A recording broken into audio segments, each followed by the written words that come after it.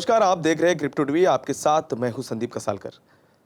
Financial information service industry के leading global content provider और knowledge portal Cryptowire की holding company ticker plant ने Google cloud के साथ कोलैबोरेशन की घोषणा की है।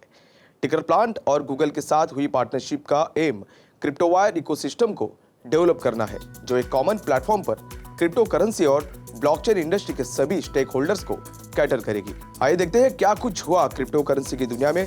रुक करते हैं पहले हेडलाइंस की ओर।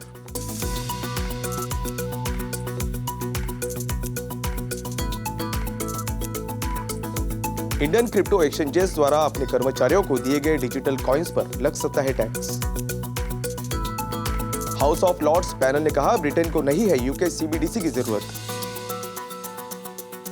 क्रिप्टो डेरिवेटिव ऑफर करने के लिए कॉइनबेस ने फेयरएक्स को किया एक्वायर। पेमेंट प्रोसेसर चेकआउट.com ने वेब3 बूस्ट के लिए $1 बिलियन को जुटाए।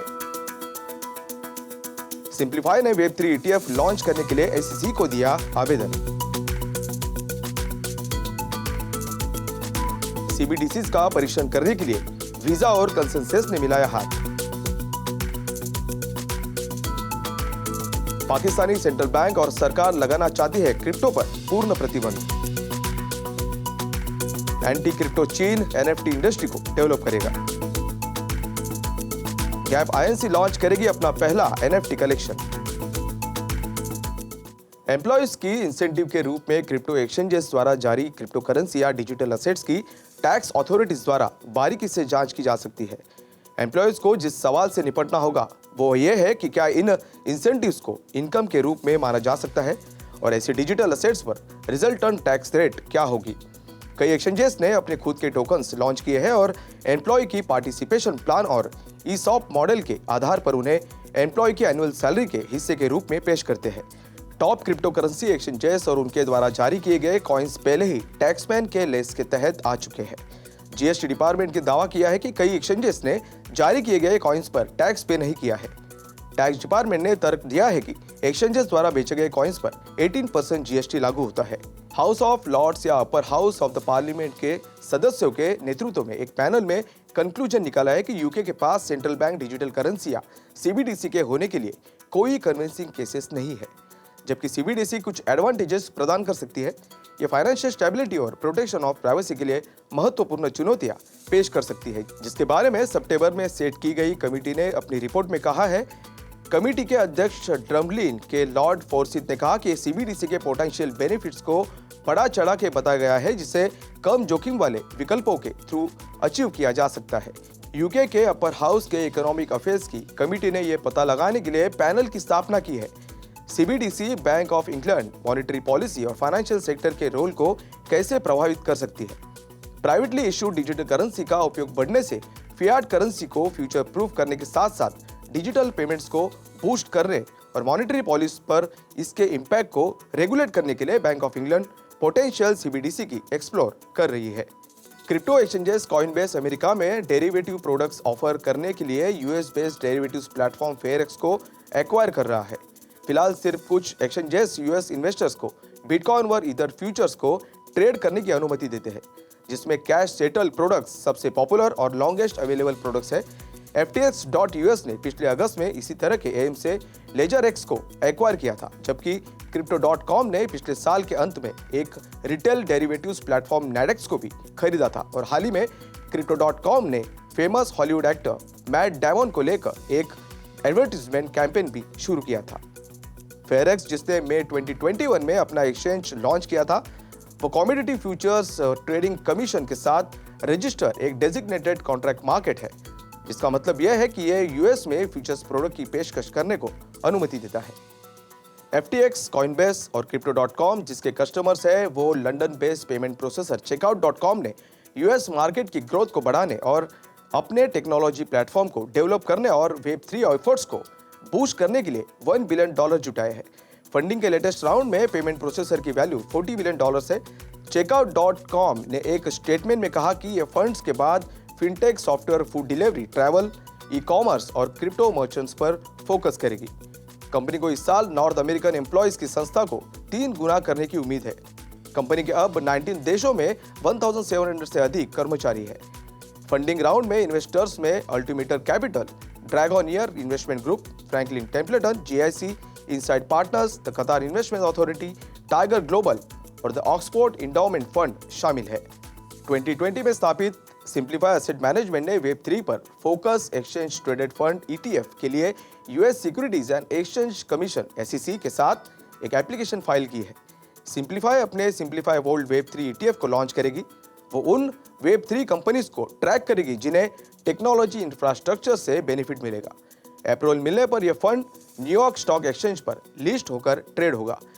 फंड सीधे क्रिप्टो करेंसी में इन्वेस्ट नहीं करेगा, लेकिन ग्रेस्केल बिटकॉइन ट्रस्ट में अपनी कुल संपत्ति का 10% तक का हिस्सा एलोकेट करेगा। ग्रेस्केल डिजिटल करेंसी ग्रुप की यूनिट है। ETF को सिंप्लीफाई एसेट मैनेजमेंट के CEO और co-founder Paul Kim, chief investment officer और को-फाउंडर डेविड बर्न्स द्वारा एक्टिवली मैनेज किया जाएगा। वीजा INC ने ब्लॉकचेन सॉफ्टवेयर कंपनी कॉन्सेंसस के साथ मिलकर सेंट्रल बैंक द्वारा डिजिटल करेंसी इशू करने के लिए रिटेल एप्लीकेशंस को टेस्ट करने का एक तरीका ऑफर किया है। रफली 30 सेंट्रल बैंक के साथ इलैबोरेट डिस्कशन के बाद वीजा एक पायलट प्रोजेक्ट लॉन्च करने का प्लान बना रही है। इथेरियम के को-फाउंडर जोसेफ लुबिन के नेतृत्व में कॉन्सेंसस ने CBDC का परीक्षण करने के लिए कई केंद्रीय बैंकों के साथ काम किया है। वीजा करंटली USD कॉइन से लिंक्ड पेमेंट कार्ड्स ऑफर करती है। USD कॉइन्स एक कंसोर्टियम द्वारा इशू किया गया स्टेबल कॉइन है जिसमें सर्कल इंटरनेट फाइनेंशियल INC शामिल है। Payment service providers government backed digital assets को ब्लॉकचेन का उपयोग करने के लिए एक सेफ एंड सिक्योर तरीके के रूप में देखते हैं, जिसका उद्देश्य ट्रेडिशनल इलेक्ट्रिक ट्रांजैक्शंस की तुलना में तेज और अधिक कुशल होना है। मास्टरकार्ड ने अभी 2020 में इसी तरह का CBDC टेस्टिंग प्लेटफॉर्म लॉन्च किया था। एक नई जॉइंट रिपोर्ट में पाकिस्तानी की central bank, state bank of Pakistan और फेडरल गवर्नमेंट ने क्रिप्टो असेट्स को पूरी तरह से बैन करने की सिफारिश की है। कल सिंध हाई कोर्ट को सौंपी गई रिपोर्ट में क्रिप्टो असेट्स की ओनरशिप पर प्रतिबंध लगाने की सिफारिश करने के अलावा डिजिटल असेट एक्सचेंजेस के अगेंस्ट पेनाल्टी का सजेशन भी दिया गया था। लाहौर हाई कोर्ट ने अक्टूबर में इस रिपोर्ट को तैयार करने का निर्देश दिया गया, जिसमें फेडरल गवर्नमेंट और सेंट्रल बैंक को डिजिटल असेट्स के बारे में अपना रुख स्पष्ट करने के लिए कहा गया था। इस दौरान फ्रॉडलेंट क्रिप्टो करेंसी बिथर कैश के क्रिएटर एक हाई प्रोफाइल कोर्ट केस में सुर्खियां बटोर रहे थे। अगर ये बैन कानून बन जाता है तो पाकिस्तान, चीन और सऊदी अरब सहित उन देशों में शामिल हो जाएगा जिन्होंने पहले ही डिजिटल असेट्स को इलीगल डिक्लेयर कर दिया है। इससे पहले कि चीन का क्रिप्टो क्रैकडाउन क्रिप्टो करेंसीज की तरह वहां के लोकल NFT इंडस्ट्री को खत्म कर दे, चीन ने क्रिप्टो करेंसीज और नॉन फंजिबल टोकन्स के बीच एक क्लियर डिस्टिंक्शन बनाने की योजना बनाई है। साउथ चाइना मॉर्निंग पोस्ट की रिपोर्ट के अनुसार चीन का government sponsored blockchain project blockchain based service network BSN businesses और इंडिविजुअल्स को NFTs मैनेज करने के लिए प्लेटफॉर्म्स और एप्स बनाने में सपोर्ट देने के लिए एक प्रोजेक्ट पर काम कर रही है।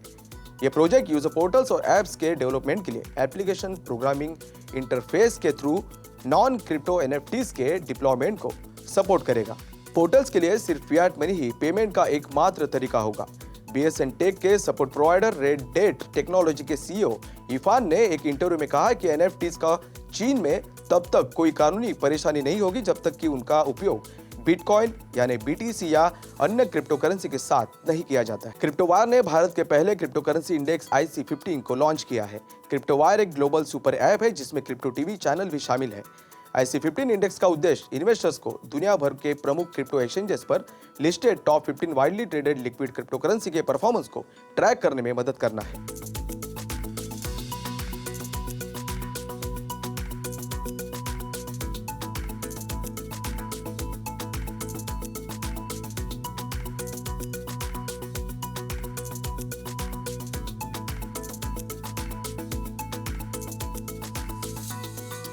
आज के लिए बस इतना ही। क्रिप्टो वर्ल्ड से जुड़ी सभी अपडेट्स जानने के लिए आज ही क्रिप्टो टीवी को लाइक और सब्सक्राइब करें और हाँ, बेल आइकन को दबाना न भूलें। मैं संदीप कसालकर आपसे विदा लेता हूँ। देखते रहिए क्रिप्टो टीवी, आपका क्रिप्टो पार्टनर।